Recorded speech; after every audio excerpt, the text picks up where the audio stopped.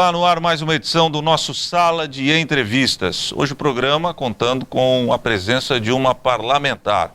E ela, no contexto geral do atual cenário do Congresso Nacional, se torna uma das figuras mais importantes do PSDB, que outrora já governou o país e que no momento, por que não se dizer, não diria uma crise, mas vive um momento de instabilidade em âmbito nacional e até no âmbito local da deputada, já que ela é deputada federal por Santa Catarina. Tenho o prazer de receber aqui no Sala de Entrevistas a deputada federal Geovânia de Sá. Tudo bom, deputada? Tudo bem, Obrigado por ter vindo aqui. Prazer é todo meu estar aqui com você. A senhora tem uma vaga como suplente na mesa diretora, mas já presidiu aí as sessões da Câmara nesse início de mandato 2019. Como é que é essa experiência para a senhora?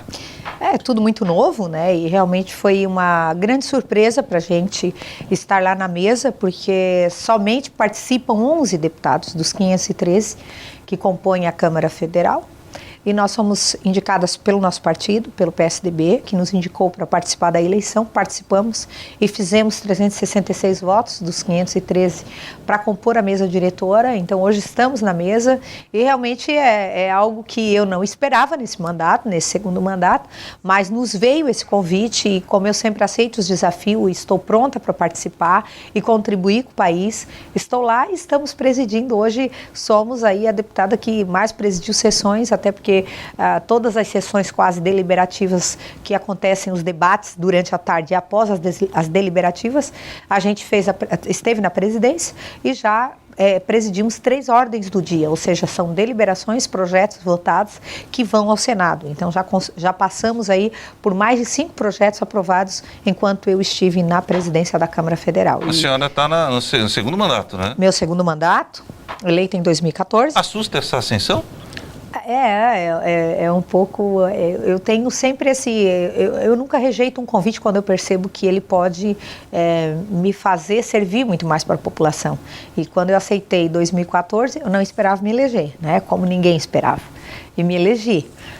Graças a Deus, que foi importante nesse processo e em seguida, lógico, eu fui à reeleição em 2018 e a gente quase dobrou, fizemos 98,23% a mais dos votos e isso realmente é quase que dobrar a votação, onde numa eleição atípica, em 2018, onde pessoas foram eleitas por causa da onda Bolsonaro e não pelo seu trabalho, mas nós andamos muito no estado de Santa Catarina, trabalhamos no primeiro mandato, os 4 anos, e isso fez com que a população que está acompanhando muito a política hoje, ela reconhece também o trabalho daqueles que trabalham pela população, pela qualidade de vida do cidadão. É assustador essa ascensão, estar na mesa, porque eu fui surpreendida, né, quando fui perguntar ao meu líder, final do ano, quem que vai para a mesa do PSDB? Disse, não, é você, mas como eu?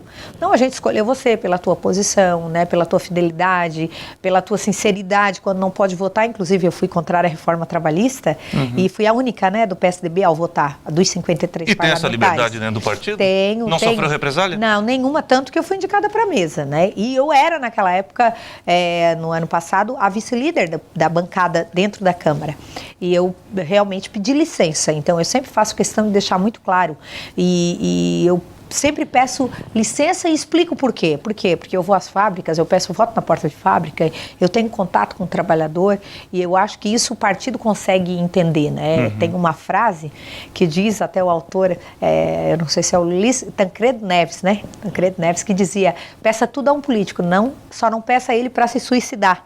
E eu digo que sempre que quando mexo no direito do trabalhador, é algo que eu defendo, eu não posso ir contrário às minhas convicções.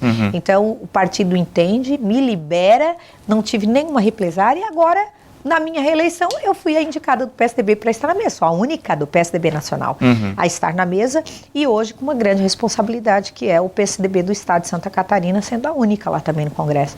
Então tudo isso é uma responsabilidade, é uma carga muito grande sobre os nossos ombros, mas nós sempre estamos à disposição para lutar pela nossa nação brasileira. A senhora falou da reforma da Previdência no momento em que o ex-presidente Michel Temer tentava a aprovação do projeto na Câmara.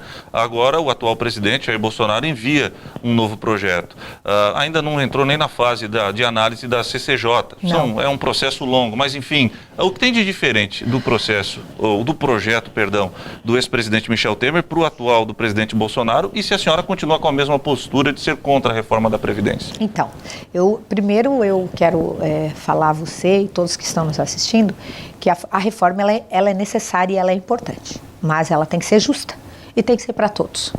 E quando eu digo justa, é sempre ter o olhar sensível ao trabalhador do campo, o rural, ter o olhar para professores que têm uma atividade diferenciada, para o mineiro, para o ceramista, não tratar diferente ninguém, mas dependendo da atividade que a pessoa executa, o trabalhador executa, tem que ser visto de forma diferenciada. Não pode se tratar os desiguais iguais, e é isso que eu tenho defendido. E a reforma, para mim, o primeiro erro, ela tem que ser para todos. Se não for para todos, não adianta. É só para o trabalhador da iniciativa privada, a pessoa que acorda cedo, vai lá para a mina, vai para a cerâmica, vai trabalhar numa oficina. Não, ela tem que ser para o juiz, ela tem que ser para o médico, ela tem que ser para o político, tem que começar por nós, sim. Tem que ser para todos. E essa reforma ela não está justa. Por quê? Os militares estão fora.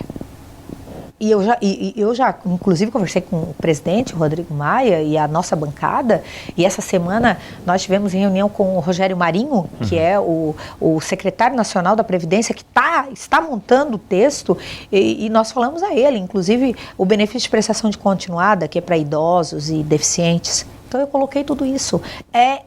Da forma que está, ela está injusta, muito injusta. Então, nós temos que buscar um equilíbrio, um consenso, que é para fazer a reforma previdenciária, vamos fazer, mas que todos possam estar nela.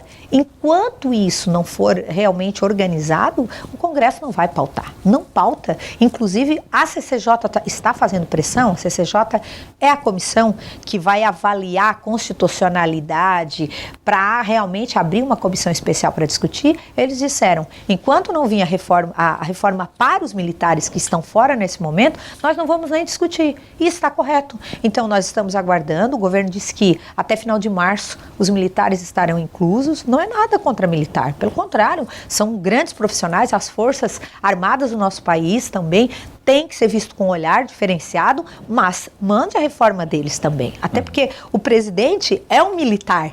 Então, para ele seria muito importante estar isso, porque ele está defendendo a todos e não tirando a classe fora. Então, a nossa defesa é essa. O governo se comprometeu, a final de março, entregar. E entregue, a Comissão de Constituição e Justiça vai analisar e aí diz, pode-se abrir uma comissão especial. E aonde os debates vão correr por mais de 3, 4 meses, que vão ter as sugestões dos deputados, a discussão de cada ponto, que eu estou levantando muito bem esses pontos, cada ponto, a idade mínima para homem, a idade mínima para mulher, a idade para o professor, o quanto tempo de contribuição, com quanto ele se aposenta. Então, é isso que nós precisamos deixar muito claro para a população. A população tem que ter esse olhar, porque hoje a gente as pessoas votaram em Bolsonaro. E as pessoas dizem, votem em tudo que o Bolsonaro colocar na Câmara. Eu falei, não vamos votar em tudo que ele manda. E se ele manda algo que não é bom para você, que não é bom para o país? Então nós temos que votar com consciência. Não é porque ele foi eleito com toda essa popularidade que nós vamos votar, fazer tudo o que ele quer. Não é assim. Nós vamos fazer o que for bom para o país. É por isso que a população me colocou lá. Senão não teria Congresso Nacional. Então essa reforma da Previdência, ela tem que ser analisada e analisada de forma correta, para ninguém perder direito nenhum. Nós não podemos retroagir. A reforma tem que ser feita para todos. O presidente Bolsonaro já sinalizou com a possibilidade de repensar na idade mínima para mulheres, de 62 para 60. Isso. A senhora entende que seria o mais justo? Não, eu não entendo que nós vamos discutir uma idade. Eu acho que tem que somar o tempo de contribuição com a idade da pessoa. Exemplo, eu perguntei a um empresário, ele disse, Giovânia, a reforma é importante. A reforma é importante. Então eu vou te fazer uma pergunta. Levanta para mim, na sua empresa, na sua fábrica, quantos funcionários de chão de fábrica você tem acima de 60 anos? Me faz assim, quantos você tem de 60 a 65? Quase ninguém. Pois é, então o senhor está preparado para contratar alguém com 60, 61, 62, 63? Se nem emprego para o mais jovem eu tenho, Os jovens estão desempregados, está uma dificuldade. Todos os dias eu me deparo com gente dizendo, Giovana, eu me formei e não tenho onde atuar. Então, nós temos que achar uma reforma justa, digna. Como, Giovana? Eu tenho uma sugestão e tenho feito para o Rogério Marinho. Rogério, vamos fazer assim, vamos pegar o tempo de contribuição da pessoa. Contribuiu 30 anos. Com mais a idade, soma-se, dá 90, 96, dá 80, 85, 86, soma-se. O mineiro contribui 30 anos ou 20 anos, estou falando dando um exemplo aqui. Sim. 20 anos, 25 anos, mas ele tem que ter 40 anos. Se ele tem 40, com mais 30, 35 de contribuição, esse cara já pode se aposentar. Então, é isso que nós temos que olhar. Soma do tempo de contribuição com a idade. Hoje, sabe qual é a proposta do governo nessa questão? Tem que ter 65 anos o homem, 62 a mulher. Tá. Quanto tempo de contribuição? 20 anos. Então eu vou começar a trabalhar com 42, o homem vai começar a trabalhar com 45. E como é que fica a pessoa de 20 aos 40? Porque o mínimo é 20 anos de contribuição. Ninguém vai contribuir só 20 anos. Vai contribuir 40, 50. Sim. O governo está pensando na arrecadação. É arrecadar? É arrecadar. É isso que ele quer. Mas a idade de 65 e de 62 não dá. E uma reforma, ela tem que ver se esse aposentado, futuramente, quando aposentar, ele vai conseguir pagar o remédio, ele vai conseguir pagar a alimentação, ele vai ter uma moradia digna. E nada disso, eu não vejo isso nessa reforma, não tem essa análise. O governo está pensando nele só. Mas não podemos pensar dessa forma, sem pensar no cidadão. O banco está feliz, porque muitos vão deixar de pagar a Previdência, o INSS, para fazer a privada. Para os bancos vão ficar muito interessante. Mas e o cidadão como é que está? Então nós temos que realmente discutir isso com o cidadão, fazer com que ele saiba cada ponto da reforma. Eu estarei à disposição para discutir isso aqui na ponta, na base, não é só lá na Câmara. Porque o cidadão trabalha o dia inteiro, não está vendo a discussão que está acontecendo no Congresso. Mas eu, como representante dele, eu tenho a obrigação de deixar claro para ele essas dificuldades. Tá? O presidente Jair Bolsonaro e os seus pares de governo dizem que o sucesso do governo Bolsonaro passa pela reforma da Previdência. A senhora sempre foi muito astuta e conhece muito bem, apesar de pouco tempo, está no segundo mandato, a Câmara Federal. Conversando com seus colegas parlamentares, terá dificuldade em aprovar a reforma da Previdência? Muita. O governo, acho que não tem hoje os votos do partido dele. Ele não tem todo. O vice-presidente Hamilton Mourão acredita que faltam apenas 60 votos. Não faltam isso. São 308 votos que ele precisa em 2 votações na Câmara. 2 votações, 308. São 2 turnos. 503. 2 turnos. Sai dos 2 turnos da Câmara, isso depois da comissão especial. Vai para o Senado. Mais 2 turnos. Também tem que ter 3/5 dos senadores. E se o senador lá fizer uma alteração, qualquer alteração aprovada em plenário lá no Senado, nas 2 votações, volta para a Câmara de novo. Para começar, isso vai muito tempo. Eles querem aprovar no primeiro semestre? Não acredito. A não ser que haja um O presidente da Câmara disse que até junho quer votar. Na Câmara, né? Na Câmara. Só que julho já dá quase a metade do ano. Vai para o Senado. Lá no Senado também vai ter discussões e vai ter 2 votações. Você acredita que até julho isso tudo, sendo que 3 meses vai ser uma comissão especial, regimental, tem que ter os 3 meses de discussão. São 40 sessões plenárias, quer dizer, tem que ter quórum dentro do plenário. Tem que ter 257 deputados que todos os dias estejam lá dentro do plenário que façam essa discussão, para na comissão especial funcionar. São 40 sessões. Se nós temos na média de 3 sessões dentro do plenário durante a semana, 3 sessões, 3 dias, de terça a quinta, você vai discutir 3, 6, você vai ter aí 12, no máximo, por mês de sessões. No mês de março, 12 sessões, você tem 28 em 2 meses, para chegar a 40 você vai ter que ter 3, 4 meses de discussão.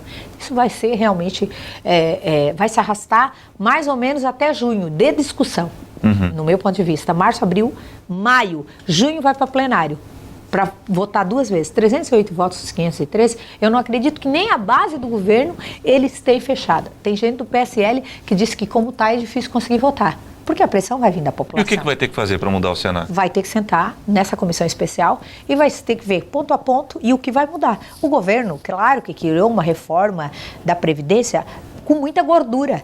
porque ele vai ter que ter gordura para gastar na discussão. Aí ele vai ter que ceder um pouco na idade, vai ter que ceder um pouco proposital na alíquota. Isso, então? É proposital. O governo faz isso para ter eu digo, esse espaço para negociar. Ele faz isso, larga lá em cima. Quando você vai comprar uma roupa numa loja, chega lá, você diz quantos por cento tem à vista? Eu dou 5%. Poxa, mas tenta achar um 8%. Na verdade, aquela velha história, o cara vai pedir emprego, pede tanto para ele pagar tanto. Pede tanto, porque daí ele vai negociar e vai chegar. É isso que se busca lá na Câmara também. É uma discussão, reduz um pouquinho a idade, ele não vai conseguir a aposentadoria para um homem com 65 anos de idade, para uma mulher de 62, e muito menos as especiais. As especiais, não tem nem a proposta é horrível da especial. Especial são aqueles trabalhadores expostos a agentes nocivos. Por exemplo, o mineiro está exposto lá o carvão, o ceramista, né? Está lá exposto ao pó da cerâmica. Esse trabalhador, você pega um senhor com 63 anos, né, que hoje é uma pessoa nova, na maioria das vezes, mas ele não tem aquela plena condição física que tem um jovem de 20. Ele está lá trabalhando nesse calor que nós tivemos aí, esse verão, que foi sensação térmica acima de 50 graus. Vocês que trabalham com previsão de tempo a todo momento, passou de 50 graus. Alguém com 63 anos pode estar dentro de uma fábrica com o calor daquele, exposto ao pó? Pressão, tudo altera. Então, o governo, ele vai ter que ter, ele botou lá em cima a idade para poder negociar. E a aposentadoria especial, se ele não verificar, não tem como passar. Aqui no Sul, a gente tem trabalhadores expostos a agentes nocivos em várias áreas, em várias empresas, e vão ter que ser discutidos. Dessa forma, não vai passar. O homem rural, a mulher que trabalha lá na agricultura familiar, não importa que está lá no sol, na chuva, no vento, uma mulher com 60 anos, vai conseguir. Hoje a professora se aposenta com 50 anos, vai ter que ter 60 agora. A professora, que não é só em sala de aula, o professor não é só em sala de aula, ele leva para casa a prova para corrigir, ele monta a prova ou o trabalho. Você sabe que se estende da sala de aula. Eu fui professora e sei como é que funciona essas questões. Ultrapassa as paredes do colégio. Você tem que estudar para dar uma aula, você tem que preparar, então é fora do seu horário de trabalho, porque lá você tem que estar pronto para aplicar o material para o seu aluno, a prova, o trabalho. Então, eu estou dando exemplos de categorias, mas são várias, são infinitas, e que nós vamos ter que discutir muito. Né? Eu acho que isso vai ser uma ampla, e vou estar pronta aí para passar para a população todas as informações. Ela é a deputada federal Giovânia de Sá, mas não acabou não, já nós voltaremos falando um pouco mais de reforma da Previdência e também falando sobre um desafio que ela poderá ter aí pela frente. Já voltaremos.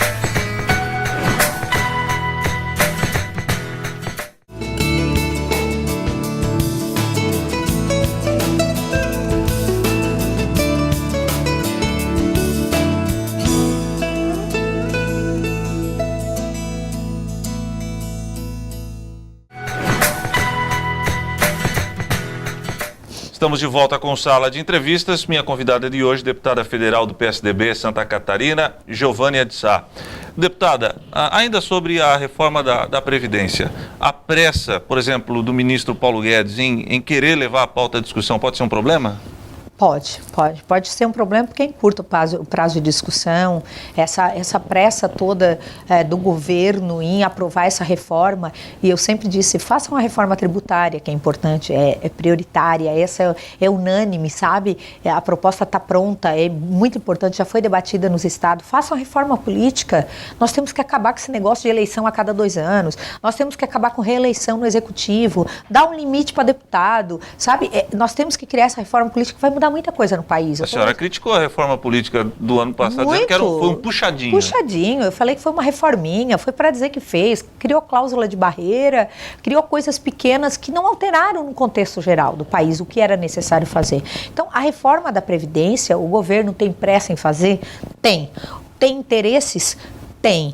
né? Eu digo, primeiro nós temos que pensar na população, e o governo, nesse momento, tenta apressar. Claro que o nosso presidente da República, ele tem os técnicos, e tem o Paulo Guedes que diz para ele, olha, a situação da Previdência no país, se nós não fizermos isso, vai falir. E lógico, leva números, é apresentado números. Então, o presidente está defendendo. E nós colocamos uma reunião, inclusive para o nosso secretário nacional, que é uma pessoa que eu respeito, é um homem inteligentíssimo que conhece o assunto a fundo, que é o Rogério Marinho, e que eu dou parabéns da forma que ele dirigiu tanto a reforma trabalhista, mesmo eu sendo contra, e a reforma previdenciária, como ele está tocando, é uma competência incrível. Ele sabe muito bem o que ele está fazendo.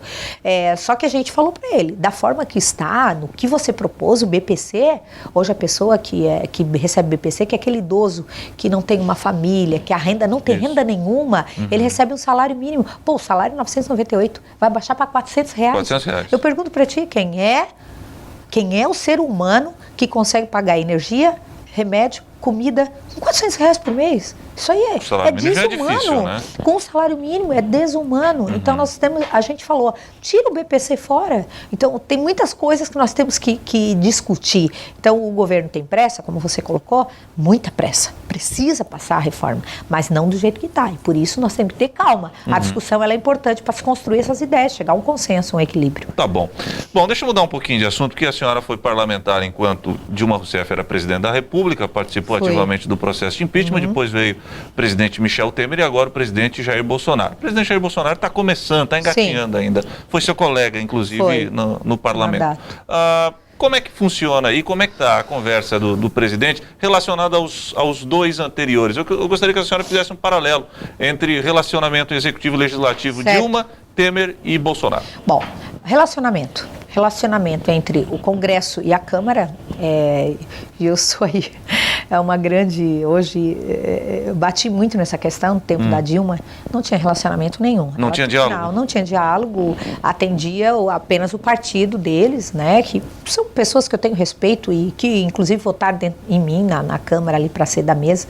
Tem todo um respeito, fazem suas defesas, filosofia, ideologias que eles defendem, e a gente tem que respeitar, é a democracia, nós estamos num país democrático. Só que não existia nenhum tipo de conversa, nós nunca chegamos a ir a um Palácio do Planalto para discutir algo. A senhora nunca teve uma discussão com a presidente Dilma? Não, cumprimentei, conversa rápida, um debate com mulheres, mas nada do que isso, não teve assim, um debate sobre algum tipo de assunto. Por exemplo, aí indo para o presidente Temer. O presidente Temer ele foi um dos mais impopulares que nós conhecemos, mas fez grandes mudanças ao país e que está tendo um reflexo hoje. Ou você acha que a baixa do dólar, alguns impactos econômicos que nós tivemos aí, foi medidas que o Temer tomou. E uma das votações, que inclusive o Partido dos Trabalhadores bate muito, que é a questão do teto de gastos. Porque quem que pode gastar mais do que ganha? E ele disse, não, nada disso, o governo vai gastar até onde pode gastar, é o que arrecadar, e que tá certo, senão vira uma bola de neve. É o mesmo você chegar para sua esposa, Heber, e dar para ela um cartão de crédito, Deus me e diz para ela assim, ô Gislaine, vai lá brinca. E tu pode gastar à vontade, mas tu ganha 1.000 por mês, ela gasta 2, 3, isso não vai acumular, vira uma bola de neve, tu vai pagar quanto? E o governo era assim, tanto que Dilma te arrepiasse. O que vai acontecer? O que estava acontecendo com o país? Estavam gastando desenfreadamente, o que levou Dilma a um impeachment.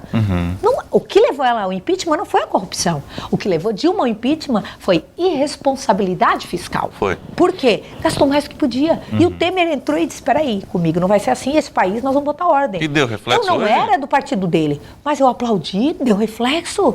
Hoje, as contas do governo já são mais controladas, mas tudo porque nós votamos teto de gasto.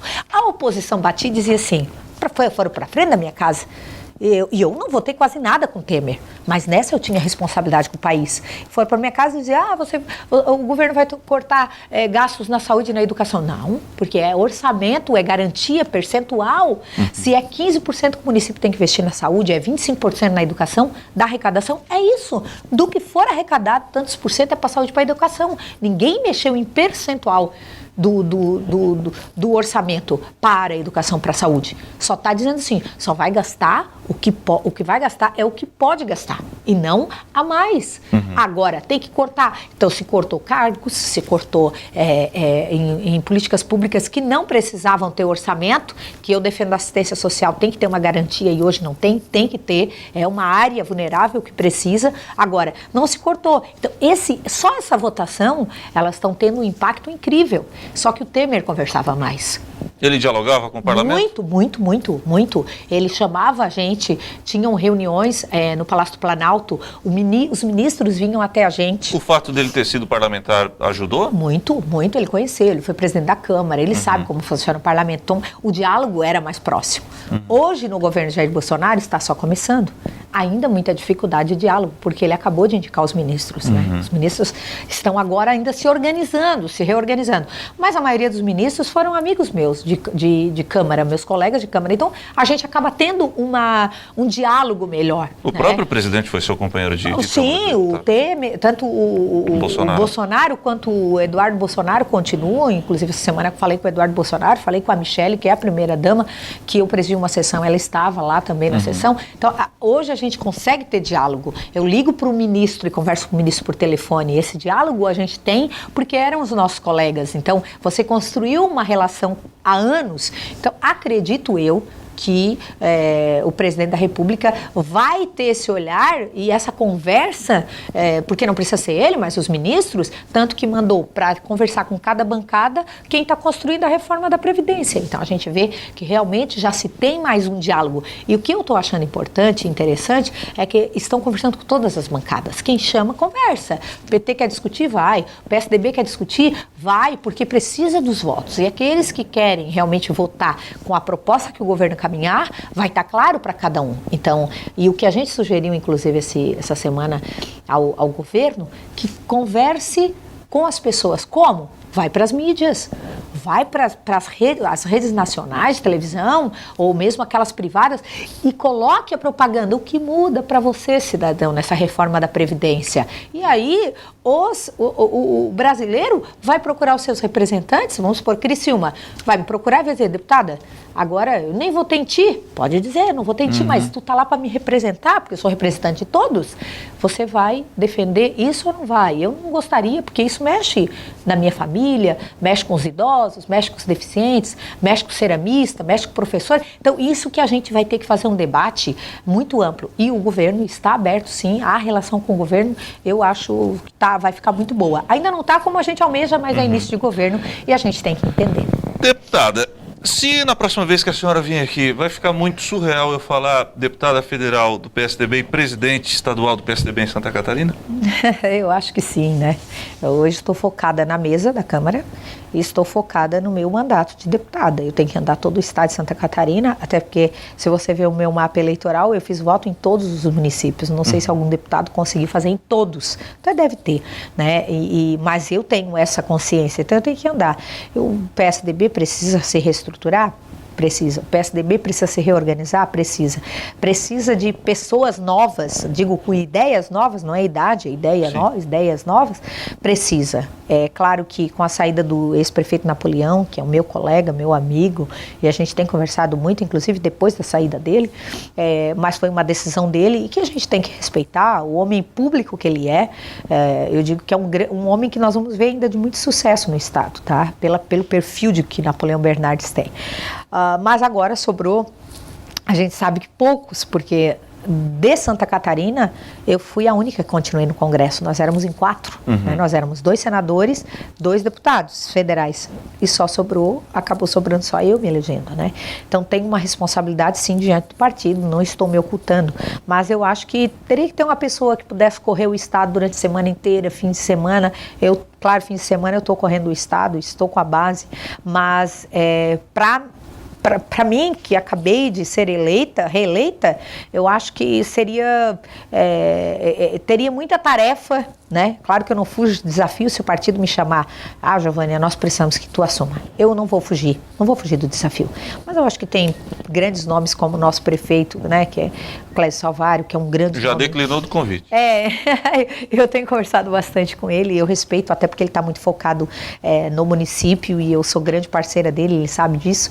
Agora, nós temos aí Beto Martins, que foi prefeito do PSDB em Bituba. Em Bituba. E é suplente de Senado. Senador Jorginho Melo. Jorginho Melo, que é do PR, e o Beto Martins, do PSDB, que acabou sendo seu suplente. Eu acho que é um nome também que pode construir, voltou para o partido agora, ele tinha saído.